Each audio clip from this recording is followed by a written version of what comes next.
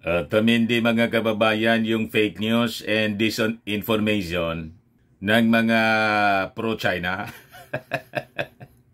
Trying hard mga kababayan yung kampo ni Maudigs. So ngayon, yung mga minions, iba na naman po yung pinapakalat. Sinasabi nila mga kababayan, nagdatingan na niya yung mga military equipment galing sa Amerika and Fransya. Magkakagira na niya. Ganon mga kababayan ang linya ng propaganda ng mga supporters ni Xi Jinping dito sa ating bansa. Kaya nag-warning po yung ating Office of the Civil Defense. Ayan po. The Office of the Civil Defense or OCD calls out disinformation on arrival of military equipment from US, France. Sabi ng Presidential Communications Office, maging mapanorian niya. So, nag-intensify po sila ng kanilang mga disinformation at pagpapalaganap ng fake news. Sabay-sabay po sila ngayon. Una, mga kababayan, yung recycled na issue mga kababayan sa lista ng narcolist. Sa lista ng narcolist. Narcolist nga. Yung pinalagana po ng isang US-based vlogger na si Marlica, pero adya Mr. Maravillas. Pati niya si Attorney Trixie sumali sa sa fake news si Marlica. Isang grupo po sila. At saka si Harimau. The Spokes Hour, Harry Roque, ang PDEA leaks ni Maharlika. Totoo kaya? Sila po mismo ang pabrika ng fake news. Malamang nag-uusap-usap sila, mga kababayan, kasi isang grupo po sila na ang intensyon po, siraan yung ating Pangulong Bongbong Marcos, gatungan yung publiko, i-destabilize yung Marcos administration, gatungan yung publiko na umalsa, mag-people power po, kasi hindi nangyari nung gamitin nila yung issue kay Pacquiao. Wala mang maniwala po at walang sumaklulo kay Pacquiao. Nirecycle nila, balik sila mga kababayan sa issue ng narcolist. Gusto nilang gatungan ang publiko, galitin ng mga mamamayang Filipino. Gustong papaniwalain na adik yung ating Pangulong Bongbong Marcos. Or ma-pressure yung ating Pangulo, gusto nila mag-resign para iupo po si Inday. Pag naiupo nila si Inday mga kababayan, tranquilo na po yung agenda ni Xi Jinping. Diba? Kasi nasa likod nito lahat si Xi Jinping. Divide and conquer nga po. Ginamit nila yung mga hudas dito sa ating bansa na mga ganid sa posisyon. Yun ang kanilang ginagamit ng China para magpakalat po ng mga disinformation and fake news. Ang akala nila mga kababayan, mauuto nila yung ating mga mamamayang Filipino. Huwag kami iniinsulto ninyo yung intelligence ng ating mga mamamayang Filipino. Ang akala ninyo sa mga Filipino, mga estupido, para maniwala sa mga kwento ninyo. Ganon mga kababayan. Gusto nilang paikutin ang ating mga kababayan sa kanila pong narrative of lies and propaganda. But before ko mga kababayan ibigay sa inyo yung detalye ng mga fake news, mga disinformation ng mga minions po ni Xi Jinping dito sa ating bansa, itong mga udas na to, the modern makapili po, click subscribe mo na dito sa ating YouTube channel and hit the notification bell po para lagi kayong updated sa mga makatotohanang balita. Like and share na rin po ninyo ng ating video, lalo na po yung mga Marcos loyalist. Tulong-tulong po tayo na labanan yung fake news nitong mga minions ni Maudigs na gustong iupo na si Inday. sa pamamagitan ng black propaganda at pananakot po, fearmongering na magkakagira na para i-pressure yung ating Pangulo na mag-resign para maging tahimik daw yung ating bansa, mailigtas ang inyong mga pamilya. Sa nakaambang gira, yun mga kababayan, ang linya ng kanilang propaganda. So importante po, magtulong-tulong po tayo mga kababayan. Share lang ng share ng ating mga videos and subscribe ninyo yung ating channel. At huwag na rin po ninyo mga kababayan na skip yung ating mga commercial ads para tuloy-tuloy lang ang pag-unlad ng Bagong Pilipinas. Sa mga naghanap po ng malinis and spacious fitness gym, punta lang po kayo sa aming Colossal Fitness Gym. We also offer Grab Car Rental with our brand new 2023 model ng Toyota Innova. We also accept booking for those who are planning to travel via PAL, Cebu Pacific, and other airline companies, local and international. And bills payment for Meralco Bills, PLDT, Aleco Bills, etc. Ang Colossal Fitness Gym is located at 3rd floor Security Bank Building, Landco Business Park, Legazpi City, Albay. For inquiries, look for Gilon Maravillas, contact number 0966-802-0949. Yan po yung aming Innova. Lagi na pong matao sa amin. Na-set up na rin po yung aming mga brand new gym equipments. Ito naman po, may treadmill na rin po kami. Ito po, yung bago naming product, iGlow Serum. Galing pong South Korea. Whitening po siya. Tingnan niyo yung epekto sa aking anak na architect entrepreneur. Yung mga inquiries ninyo, dumiritso na lang kayo sa kanyang Facebook, Riz Maravillas. Ito naman po, Firmax Firming and Lifting Cream. Pinapahid po ito sa mga pulses and affected area. Mainam po siya sa mga pains at saka paninigas na mga kaso-kasuan.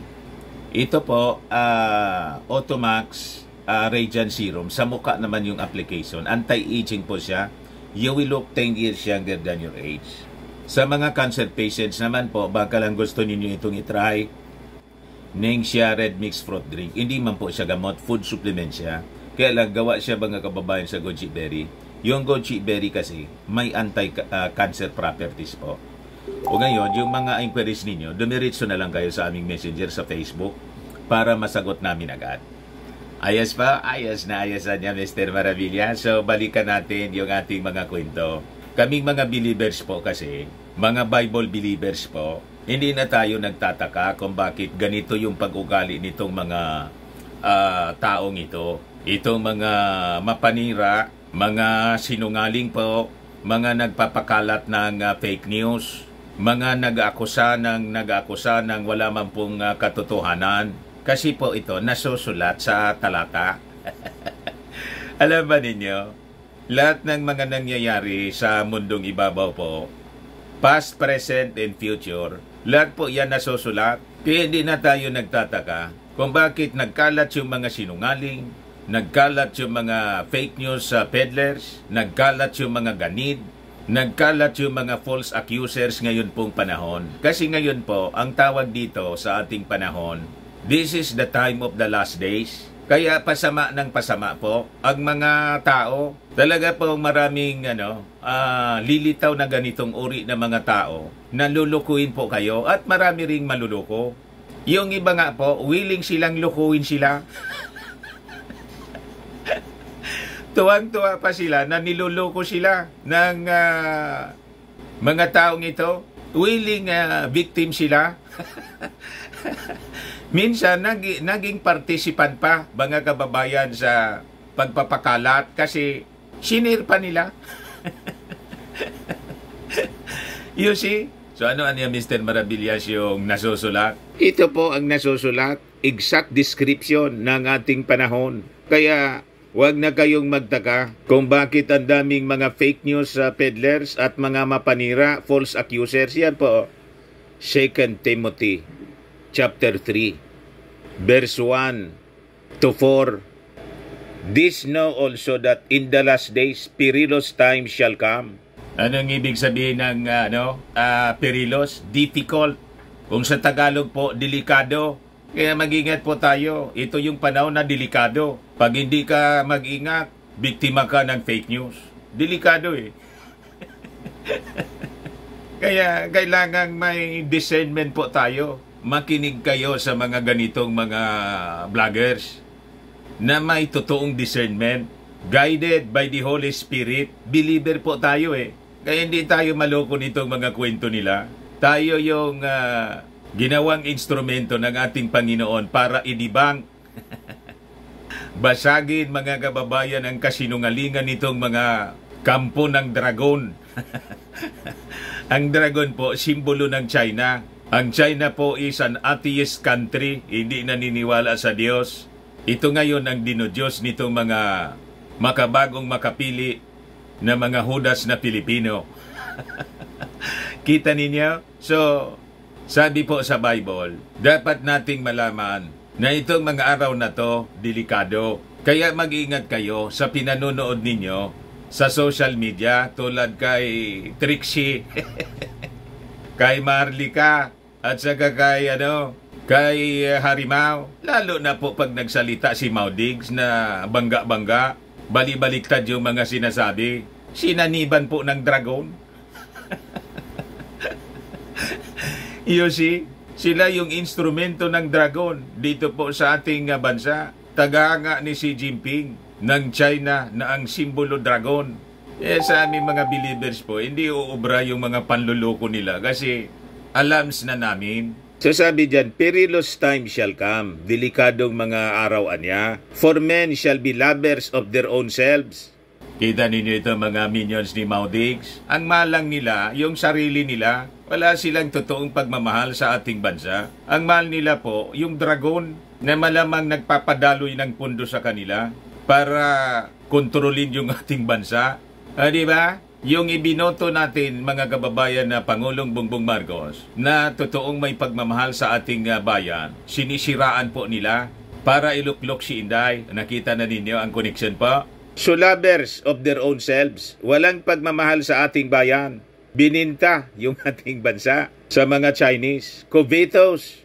Covetousness mga kababayan, ang ibig sabihin yan, yung pagnanasa ng hindi iyo.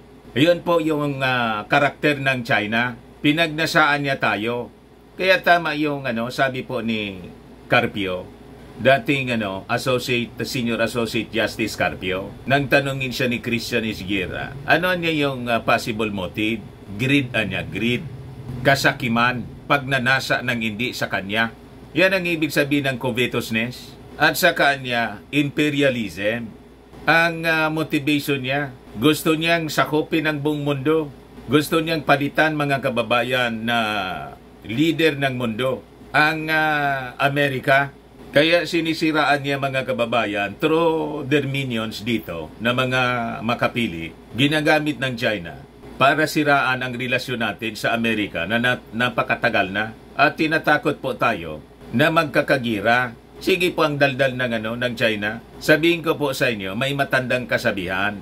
Ang ayam daw, sabi dito sa amin, sa Bicol, pag sige batok, di man makagat, barking dogs don't bite. Ang tahol ng tahol na aso, hindi po yan kakagat, sige lang ang tahol niya para manakot. Ganon ang karakter ng China.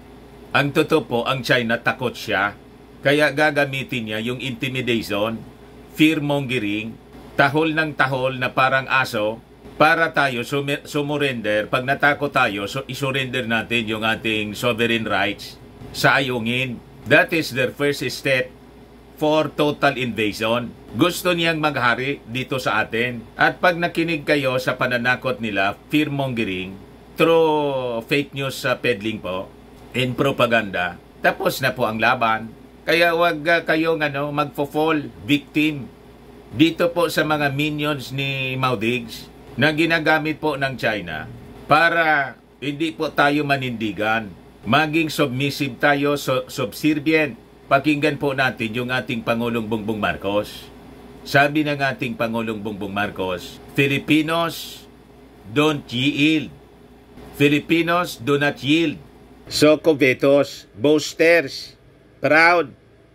Sakto po ang mga minions ni Maudigs, mismong si Maudigs po. Ang yayabang, tulad ng China, sige lang po ang yabang. Sige ang daldal, sige ang yabang na sila ay matapang. Maisog daw sila. Pero surrender sila mga kababayan sa issue ng West Philippine Sea. Wala silang ginawa. Ayaw nilang manindigan. Pati yung ating mga sundalo tinakot. You see? Imbes mga kababayan na i-boost yung moral ng ating mga sundalo to defend our territory. Kasi yun ang nature ng kanilang trabaho. Kaya nga may defense department po ang bawat bansa. May armed forces. Ready silang i-sakripisyo yung buhay. Tinakot, it's a massacre. Ganon katindi ito mga minions ni Xi Jinping dito sa ating bansa. Pati si Super Ate po na nahawa. Naloko na rin po mga kababayan. Umayon sa narrative ni Maudigs at sinusupport niya yung mga Duterte kaysa sa kanyang kapatid. Ganon katindi mga kababayan ang propaganda nitong mga taong ito. Ano pa daw? Unthankful. Huwag kayong magtaka kung bakit si Inday unthankful po despite the support ng ating Pangulong Bongbong Marcos at pangangampanya sa kanya ni Martin Romualdez. Sumasalang na lang sa sa stage pagkatapos inaway-away dahil sa confidential funds. Tinawag na tambaluslos. So yan po ang dilitaw na uri ng mga tao, masasamang tao. Hindi marunong magpasalamat, mga ingrato. Kita ninyo itong mga vloggers ng mga DDS? Ganon ang karakter nila, mga ingrato. Without natural affection. Truce breakers. Ganon ang uri ng mga tao. Makikipagkasundo tulad ng China. Nag-uusap pa lang with our president. Pagtalikod po, nandun sa West Philippine Sea, may creeping invasion, binubuli tayo, wina-water cannon. Truce breakers po. Tapos sabi ni Harimau, may gentleman's agreement niya. Tapos sabi ni Panilo, kinontra si Harimau, wala man niyang gentleman's agreement. Kita ninyo? Sila, hindi magkasundo po. Pati sa pagsisinungaling nila, bangga-bangga. Kinontra po ni Panelo kasi yun daw ang sinabi ni wala man na niya. Sabi ng kanilang amo na si Maudigs. Kino-confuse ang isipan ng mga mamamayang Filipino. Pero tingnan ninyo, mga kababayan yung mga alipores nila. Believe na believe. Mariyas kasi niya Mr. Maravillas mga gunggong at sinungaling. Siyempre po, birds of the same feather. False accusers. False accusers, incontinent, fairs, despisers of those that are good, traitors, heady, high-minded, lovers of pleasures more than lovers of God. Anong sabi ng ating Panginoon? From such, turn away. Iwasan daw natin ang mga taong ganon. Kaya kayo mga nanonood, kaya kayo naluloko po kasi nanonood kayo dito sa mga dito sa mga taong sinungaling. Yung mga kasinungalingan po kasi pag pinakinggan ninyo ng paulit-ulit, ang feeling ninyo yan, mabibrainwash kayo. Ganon ang strategy po ng mga communist ng China. Paulit-ulit na kasinungalingan. Then sa paulit-ulit na kasinungalingan, kasi sinful po yung natura natin. Pag nakinig ka ng paulit-ulit na kasinungalingan, maniniwala ka sa kasinungalingan na totoo. Pero kasinungalingan pa rin po siya. Pero yung paniwala mo, naging totoo na yung kasinungalingan. For lies will remain as lies. Yun po kasi ang batas ng propaganda ng mga communist. Ulit-ulitin nila yung kasinungalingan para magkaroon po ng illusion of truth. Yan po. How liars create the illusion of truth. Repeat a lie often enough and it becomes the truth. Is a law of propaganda often attributed to Nazi Joseph Goebbels. Yung ang ginagamit po ni na Harimaw. Saka po ni Marlica at si Trixie, yung tropang fentanyl mga kababayan. Ganon din po si Pacquiao. Kaya nagkakasundo sila kasi lahat sila sinungaling. So naintindihan na po ninyo. Kaya kung may na po yung research ninyo sa mga balita po, iwasan ninyong makinig sa mga sinungaling po. Kasi pag nakinig ka sa mga sinungaling, isang araw po, paniniwalaan ninyo na totoo yung sinasabi ng sinungaling. Ang dami ko pong mga dating viewers po rito na brainwash. At saka po, ang ginagawa nila, yung mga videos nito mga sinungaling, nito mga propagandista, fake news peddlers, pinapadala sa akin, kaya nagiging aware po ako ng kasinungalingan nila. Hindi man ako nanonood sa kanila. Kaya lang, pag may nagpadala po, siyempre, iti-check ko kung anong sinasabi. Ayon. Kaya aware po tayo sa kanilang mga kasinungalingan. At yun ang rason kung bakit natin binabasag ang mga kasinungalingan po nila. Ang PDEA leaks ni Marlica, totoo kaya? Magkikita ninyo, nagkakaisa po sila ng mga sinungaling na isupport yung bawat isa sa kanila. Yung kanilang kwento ng kasinungalingan mga kababayan, kanya-kanya silang support. Huwag kami harimaw. Kaya po, sabi ng Presidential Communications Office, kailangan niya maging mapanuri tayo. Ito po, Presidential Communications Office, tingnan, ibinahagi ng maging mapanuri ang facts tungkol sa video ng military equipment na dumating di umano sa bansa mula sa United States at France.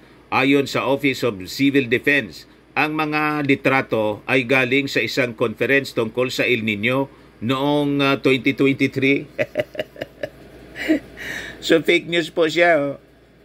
Mga kababayan, beware of false information circulating about mysterious military equipment appearing out of nowhere. Stick to verified government sources for accurate updates and avoid spreading rumors. Stay informed. So yan ang rason kung bakit tinatalakay natin ito, mga kababayan, para makatulong tayo sa paglilinaw po ng mga kwento. Kasi ito yung ini-spread po ng Fenta Kingdom, nitong mga minions po ni Mao Diggs, na instrumento po ni Xi Jinping para takutin po tayong takutin. Pinalalabas nila na magkakagira na po at yung rason ng gira po, tayo. Pinapalabas nila, tayo yung aggressor.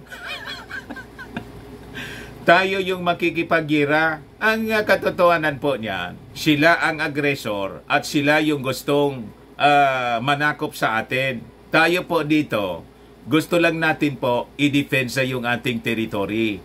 That is the reason why we are engaging our friends sa international community. Yung tinatawag na like-minded na nations tulad ng Amerika, Japan, Australia, France, European countries. Yun po ang to deter China from invading. So ang ginagawa ng China, gumagamit siya ng mga aso nila dito para ipakalat ang fake news, yung narrative nila na isusubo ng ating Pangulong Bongbong ang mga Filipino sa gira at mauubusan niya tayo.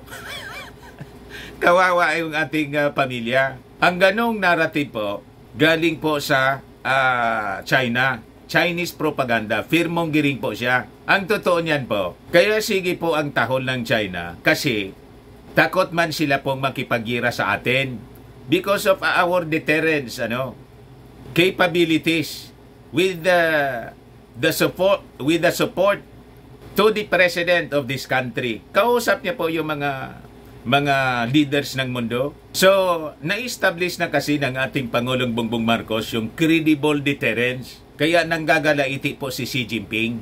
Kasi ang gusto ni Xi Jinping, tulad lang po ni Mao Diggs, na aso niya. Kaya nga po nagmamadali yung mga aso ni Xi Jinping dito, iluklok Sinday, para lapdog lang po nila. Gayong naniniwala sa kwento ng China po, you are listening to the narrative of the enemy. Pag nakinig po kayo sa mga aso nila dito, tulad po ni yung mga taga Finta Kingdom, lahat na sila, mga DDS vloggers, including Trixie and Harimaw, abutin na itong pangalanan natin para alam na ninyo, lahat ng kampi po sa China, yan ang mga aso ng China rito. Ang mission nila, takutin tayo para mag-alsa yung mga Filipino po, tanggalin yung ating Pangulo na naninindigan para sa proteksyon ng ating bansa. Kasi yan ang agenda nila, lamunin po tayo ng walang laban. Kasi takot man sila po sa putukan. 5,500 po ang nuclear warheads ng Amerika. Amerika alone. Wala pa dyan yung other countries tulad ng France na nuclear power din po, United Kingdom. Tama po mga kababayan, nandyan yung India, nuclear power din po. Kampi sa atin kasi may problema niyan. May problema din po yung India sa territory na gustong kamkami ng China. Imperialist China po kasi ang China ngayon. So fake po siya, mga kababayan, walang ganon. So sabi rito, an 08-minute long video uploaded by Military Information on social media platform YouTube last March 30 claimed that more than 400 containers of US and French military equipment have arrived in Subic Bay for the upcoming Balikatan exercises set this month. The video quoted one Lieutenant General Ariel Nepomuceno as the commandant of the Philippine Marine Corps to explain matters pertaining to Exercise Balikatan 2024. However, Nepomuceno is not the PMC commandant as he is currently serving as the OCD administrator with a title or rank of Undersecretary. The Marines is being led by Major General Arturo G. Rojas. The OCD wants to clarify that Yusek Nepomuceno is not the commander of the Philippine Marine Corps and no statement was issued by him or the agency regarding the matter, considering that it is not within its purview. The video also used a photo of Yusek Nepomuceno, although the OCD clarified that it was taken during a press conference on El Nino preparation in 2023 and it's not related to any Balikatan activity. Gusto nilang siraan po yung in-schedule na mga balikatan po dito. Sinasabi nila na preparation po daw ito para lumusob na sa China. Magipagira po sa China. Ang balikatan exercises, matagal na po ito na ginagawa natin with America. Kaya lang po, because of the tension dito po sa West Philippine Sea, ang ginawa ng ating Pangulong Bongbong Marcos, nakipag-engage siya kasi nag-offer naman po ng tulong sa atin to prevent war. Nag-offer ng tulong yung ibang mga bansa tulad ng Australia, Japan, European countries. Tutulungan niya kami para sa ma-maintain natin yung katahimikan dyan. Ang tawag niyan, deterrence. Ibig sabihin, kung hindi lulusob ang China sa atin, walang gulo po. Pero kung halimbawa yung China, diretso sa kanilang maitim na plano, na lumusob dito sa atin para kamkamin, kontrolin po ang West Philippine Sea, ayan po ang ibang usapan po yan. Malamang po, mapulbos po yung China. Ayan ang takot nila po. Kaya ang ginagawa nila, tinatakot tayo para hindi natin ipagpatuloy ang pakikipagbalikatan sa Amerika. Na-gets ninyo ang objective po ng China? Para buwelo po sila sa pambubuli sa atin at pangangamkam ng ating territory.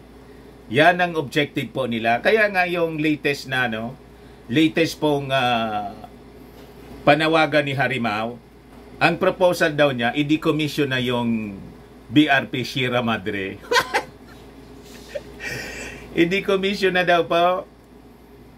Sabi ni dating Senador Trillanes, si Harimaw niya, yan ang inuutusan dito ng China na magpalaganap ng mga propaganda. It's a trap niya sa interview po ng ANC. So, madaling sabi, Nagtatrabaho na si Arimao full-time sa interes po ng China. Ano yung balita, mga kababayan ng Inquirer? Ex-presidential spokesman Roque proposes decommissioning of BRP Sierra Madre. Ganon katindi ang pagtatraidor, mga kababayan ni Harry Roque sa ating mga mamamayang Filipino. Yan yung sabi niya, what we should do is, we should decommission the BRP Sierra Madre as a military vessel and make it into a Coast Guard vessel so that it will not be a militarized vessel, sabi po ni Roque. Therefore, if we decommission it, perhaps China will allow it to be repaired. Yan ang mga paduda, mga kababayan. Sabi ni Trillanes, pag ginawa na anya natin yon, lalo ma-imbonde yung China na lumusob kasi hindi lumulusob dyan yung China kasi alam niya na it will trigger the Mutual Defense Treaty kasi military vessel yung i-atake nila. Pag ginawang civilian yan, hindi na ma-invoke yung Mutual Defense Treaty. So it is a trap, sabi ni Trillanes. Gusto tayong ipatrap mismo ni Harimao. Pabalik-balik po si Harimao. Ang instruction po yata direktang galing po sa mga Chinese general. At kay Xi Jinping po. Sabi po ni Trillanes sa interview ng ANC ito, Trillanes, decommissioning BRP Sierra Madre a trap will make Philippine outpost vulnerable. Ganon ang mga traidor, sabi sa Word of God. There will be traitors in the last days po. Naglipa na yung mga traidor, yung mga udas po. O di pa yung mga traidor at mga udas na nagpapakalat po ng mga pananakot, fear-mongering po. Kilala ninyo? Ito yung pinapakalat po nila. Narrative ng China. Sabi niyan, ang dulot ng anumang gira o armadong sigalot. Bakit kailangang manghimasok sa away ng mga away kung ang simpleng garantiya ng murang bigas ay hindi maibigay sa mga Filipino? Kita ninyo? Pare-parehas, pag pinakinggan ninyo po, isang script yung binabasihan nila. May director po. Ganon din po yung sinasabi ni Harimao. Pakinggan ninyo ang mga videos niya. Bigas. Ang issue po yung 20 pesos na bigas, dapat doon daw ang tutok. Limot niya, mga kababayan, yung 7 pesos na bigas, presyo ng bigas per kilo, na laman ng sona ng kanilang among si Mau Diggs noong 2018, pinag-iinitan yung aspiration ng ating Pangulong Bongbong Marcos na 20 pesos na per kilong bigas na sana niya maibaba natin pag naging maayos na yung ating agriculture. Ganon ang narrative para appealing po sa mga mamamayang Filipino. Ini-exploit nila yung masa na mag-alsa laban sa ating Pangulong Bongbong Marcos. Kasi pinalalabas nila, imbes yung bigasan niya yung tutukan, yung pakikipag-away sa China. Ganon ang linya ng narrative nitong mga hodas ng ating panahon. Ayan po, maging marahan tayo sa salita at gawa, hanapin ang madiplomasyang solusyon at iwasang mapahamak ang kinabukasan ng bawat mamamayan sa loob at labas ng bansa. Unahin ang interes ng Pilipino, hindi ang dayuhang alyado. Yan po ang linya ng kanilang propaganda. Fear-mongering and appeal to the masses na pinalalabas nila, pinapahamak ng ating Pangulong Bongbong Marcos yung mga mamamayang Filipino. With his stand po dito sa West Philippine Sea. Hindi po totoo yun. Sila ang nagpapahamak at pinahamak na nga po tayo sa hindi paninindigan, pagiging submissive po ng previous administration po sa China. Kaya ito po, and by his own admission po, ni Harimao mismo, may gentleman's agreement which is a culpable violation of the Constitution. Walang authority po ang presidente na makipag-gentleman's agreement. Sabi mismo ng malawak ang pagkakaunawa na dating Senior Associate Justice Antonio Carpio. Kung niya, kailang kaalyado niya, majority ng Congress noon. Kung hindi isa sana, impeachable offense. Ito yung mga picture po. Lahat ito po fake news. Pinapalabas nila, nag-aanda na tayong makipagira. Tayo yung nagpo-provoke sa China. Ayan po. Yung dating broadcaster po, naging fake news peddlers na. Ang daming nag-Holy Week break sa Pilipinas. 17,000 foreign troops arrived at Subic. Bukod pa ito sa mga dumaong sa Calayan Island at Batanes. Sa nalibong mga American and French Navy men. Iba pa yung dumating sa libong mga sundalo sa Isabela, Cagayan at Nueva Ecija. Pero tingnan ninyo yung picture po. Nakita ninyo? Ito mga picture na pinakita po. Ang date niya, 2021. April 9, 2021. Malinaw na fake news. April 9, 2021, yung picture. Pero, kailan ito ginawa ni Jason Sa? Kahapon lang po, 1 day ago. Fake news peddlers pa? Binasag ng mga supporters ng ating Pangulong Bongbong Marcos, sabi rito, GC po ng barangay. Ay grabe, double time sa panluloko at panlilinglang mga DDS. Oy, Criset, di kami nakakalimot sa pambubudol mo sa mga loyalista. Warning, beware of altered images and misinformation online. Yan kasi yung pinos ni Criset Chu, palibasa Chinese. Importante atin yung show kahit patay na tayo lahat. Yan mga sinasabi nila. Multiple US stealth fighters land at Philippine base in mystery move. Altered photo, sabi dyan, a stealth fighter with American flag, additional people around it were seen. Ang original po ito, the original photo, Russian warplane image taken in July 2021, part of the presentation at the MAX 2021 International Aviation and Space Salon held in Moscow, Russia. Lahat po fake news and misinformation. Massive po, sabay-sabay po yung pag-atake nitong mga fake news sa peddlers. Ito pa, si MJ Kiambao Reyes, DDS po siya. Ayan ang post niya kahapon, Ano ang sabi niya? Ayan, Ayan, may bunga na. Duhat ni Atsi, hehe. Pag may itinanim, may aanihin, sabi niya dyan.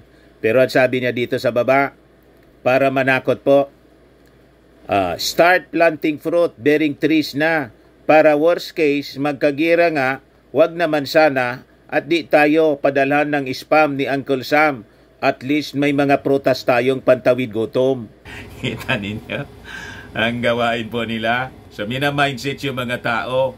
Tinatakot nila na kailangan magtanim na niya kasi para hindi magutom pag nagkagira. So, ibig sabihin, magkakagira na.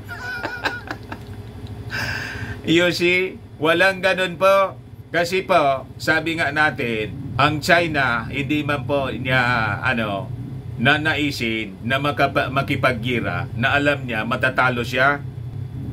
China against the Allied Forces. China against America nga lang po, hindi na siya uobra. At hindi siya atrasan ng Amerika po. Lalo yung Amerika, mga kababayan, may utang sa China.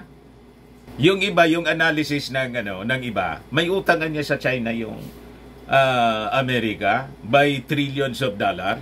So malamang niya, gipitin ng China yung Amerika at pag ganon, hindi makagalaw. Isanksyon ng China yung Amerika kasi may utang nga. Baliktad po, lalong magiging bold sa actions po yung sa pag-action yung Amerika para ma-delete yung utang niya.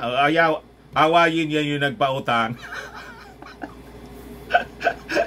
Hindi na yan makasingil. Di ba pa? Justified pa ng Amerika. Sige niya.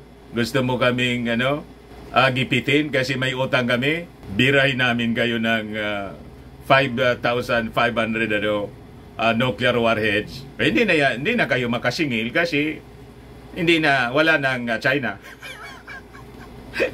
Wala nang sisingil sa kanila. Tama po? Lalong magiging do or die po at ma-embolden yung Amerika to attack. Kaya huwag kayong nakikinig sa mga propaganda nila po. Malayo sa katotohanan. Itong ating mga analysis ang tama po, reality. Kaya itong presence po ng mga Chinese warship dito, wala man po, pang bubuli lang po siya. Pakitang gilas lang po. Sabi nga natin, flexing lang po ng military muscle. Ayan Chinese warships, reinforce Coast Guard, militia, and WPS. Huwag kayo matakot dito po. Kita ninyo, China Coast Guard, tapos yung Philippine Coast Guard, napakaliit. So, sabi rito, as the United States reiterated its ironclad commitment to defending the Philippines in case of armed attack, a presidential advisor admitted Tuesday that the situation in the West Philippine Sea is more intense than before. The Department of National Defense also reminded Filipinos not to lose sight of China's illegal activities in the West Philippine Sea as debates heated up over the so-called gentleman's agreement reportedly made by the former administration with Beijing. Meanwhile, Secretary Andres Centino, the Presidential Assistant for Maritime Concerns, said the Chinese Navy warships now operate in the sea area monitoring the situation during the rotational and resupply mission of the armed forces in Ayungin Shoal. National Security Advisor Eduardo Año talked with the U.S. counterpart, National Security Advisor Jake Sullivan, on Monday as they discussed the recent spate of illegal, coercive, aggressive, and deceptive actions by agents of the China Coast Guard and the Chinese Maritime Militia in the country's exclusive economic zone. Ito po yung sinasabi ng ating Pangulong Bongbong Marcos sa statement niya na countermeasure po na reasonable. Hindi man po tayo yung susugod. We will just defend and we will push back. Kasi umabante po. Ngayon, pinalalabas ng mga propagandista ng China na pag ginawa natin yon, magkikibagira yung China. Try ninyo. Kaya nga sige ang tahol ninyo. Kasi takot kayo na makipagira ng totoo. Kasi Allied Forces, the Philippines and Allied Forces po ang kalaban ng China. So, malamang sa malamang po, mapipilitan silang umatras. Or else, maghahalo ang balat sa tinalupan. Tama po? At hindi yun gugustuhin, mga kababayan ng China. With all the progress na grabe yung sakripisyo nila, papasok sila sa gira na pwede man po na hindi. Basta't maging reasonable lang po sila. So, the two NSAs look forward to the upcoming inaugural Japan-Philippines-United States Trilateral Leader Summit in Washington, D.C. next week. The U.S., in a readout from its embassy in Manila, said Mr. Sullivan underscored the ironclad U.S. alliance commitments to the Philippines under the U.S.-Philippines Mutual Defense Treaty, which extends to armed attacks on Philippine Armed Forces public vessels or aircraft to include those of its Coast Guard anywhere in the South China Sea. Kaya po, inutusan siguro ni Xi Jinping o ng mga Chinese generals si Harimao na kumbinsihin tayo rito, yung gobyerno, na i-decommission po yung BRP Sierra Madre. Kita ninyo, mga kababayan, para madaliin yung kanilang pag take over sa Sierra Madre. At sa tingin nila, ang bansa natin ay maluloko nila at hindi ma-invoke yung Mutual Defense Treaty with America. Yun ang agenda po nila. Gusto tayong lukuhin. You see? Pero tuloy-tuloy po ang agenda ng ating Pangulong Bongbong Marcos to engage our allies. Ayan po yung ating maisog na presidenteng totoo. Philippines joins allies in subpact. Kaya galit na galit po yung China kasi na-checkmate sila. Na-checkmate ng ating Pangulong Bongbong. Ito yung balita from Tokyo. The United States, Australia, Japan, and the Philippines are planning to planning anti-submarine drills in the South China Sea. On April 7, sabi po ng Kyodo News Agency, it would mark the first such full-fledged exercise for the navies of the 4 countries in those waters, and it's likely aimed at demonstrating solidarity with the Philippines against China's growing assertiveness, Kyodo said, citing multiple people familiar with the matter. So yung engagement ng ating Pangulong Bongbong Marcos sa mga kalyado nating bansa tulad ng Japan, Amerika ay nagkakabunga na po. Unti-unti na pong ini-implement. So in the coming days, we can expect na yung mga Chinese po ay talagang mag-i-intensify po ng mga kasinungalingan na gusto natin makipaggira sa kanila at malalagay sa peligro yung ating mga mamamayang Filipino para po i-pressure ang mga mamamayang Filipino, gamitin yung mga mamamayang Filipino to stand against President Bongbong Marcos policy. Kasi yung policy na tinatahak ng ating Pangulo kontra sa kanilang interest na makapag take advantage po dito sa West Philippine Sea. Nakita ninyo? Kaya pinapaalsa nila, gusto nilang madaliin na i-take over ang Palasyo Malacanang, paupuin si Inday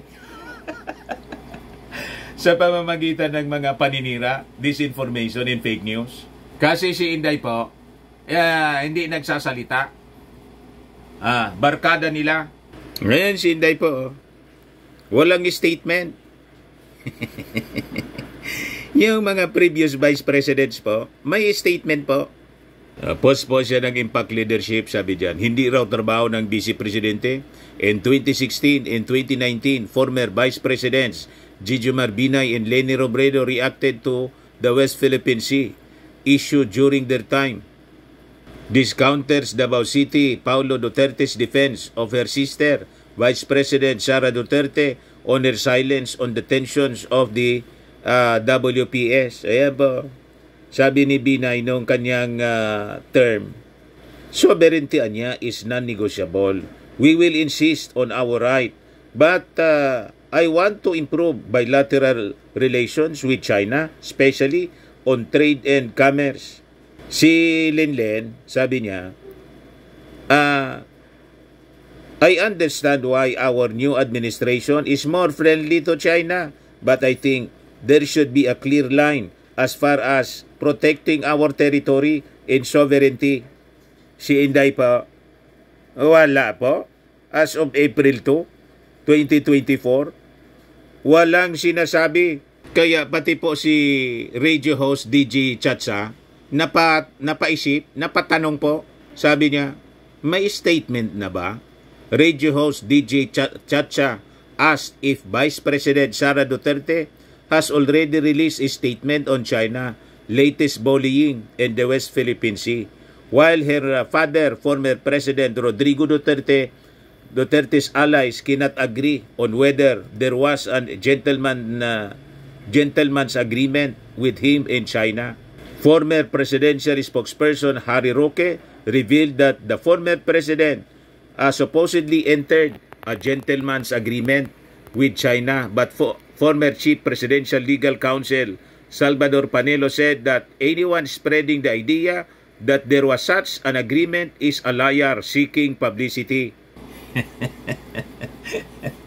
Nag-aaway si Panelo sa kasi si Harimau, pasikat lang daw. Kita ninyo? Pero ano ang basa mo niya? Bakit ganun yung statement ni Panelo? Gusto niyang pagtakpan yung kanyang amo. Kasi si Harimau po, nag-full-time na po kay Xi Jinping. Sa pag-full-time niya, hindi na niya naisip na nilalaglag niya si yung dati niyang amo, si Mau Diggs. Siyempre, sasaklolo si Panelo para niya pinasubo mo. Nilaglag mo si Digong. Nilagay mo lalo sa problema. Ngayon, sabi ni DJ Chatsa po, habang hindi nagkakasundo ang mga kaalyado ng dating Pangulo, kung talaga bang nagkaroon ng gentleman's agreement, inaantay ko rin kung anong say ni BP Sara sa pinakauling insidente ng pambubuli ng China. Baka naman hindi lang ako updated. May statement na ba? Yan ang tanong mga kababayan kay Inday. Going back doon sa pinakalat pong narco-list, dinibank na ng PDEA po. Pero yung mga fake news peddler, si Marlic at saka si Trixie, si Harimau, pilit pa rin po na gina-justify. Sinong paniwalaan ninyo? Paniwalaan natin mga kababayan. Itong mga, sabi nga dito sa amin, sunado, kumpirmado na mga fake news peddlers, agents of disinformation. Sila yung papaniwalaan natin kaysa yung mismong source ng information. Mismo yung agency ng PDEA yung nagsabi, wala man ngayang ganyan.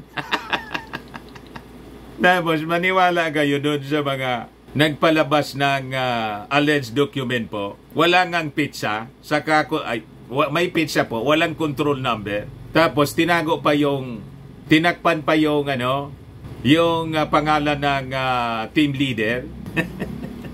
So kung totoo yun, bakit naman tatakpan yung pangalan ng team leader? Authority ka? Takot ka i-expose yung pangalan mo na siyang nakapirma as team leader po? May ganon? So ito yung statement ng PDEA mismo? Wala man anyang ganon?